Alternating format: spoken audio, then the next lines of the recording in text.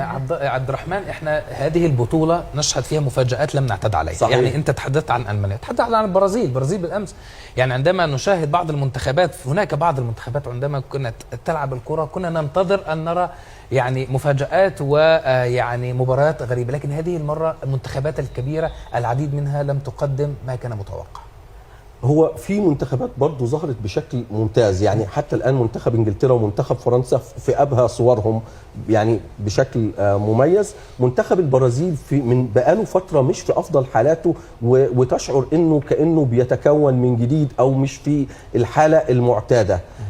منتخب الأرجنتين حتى الآن اعتماده بشكل اكبر على ميسي، لسه مش عارفين اللي جاي هيبقى بالنسبه له ايه، ولكن مع كل الشيء الامتع في هذه النسخه انه في على الرغم من زياده عدد المنتخبات لكن المنافسه قويه والمباريات مبهجه. اي نعم احنا ما بننامش بسببهم، لكن المتعه في الكوره حدث بيحصل كل 4 سنين.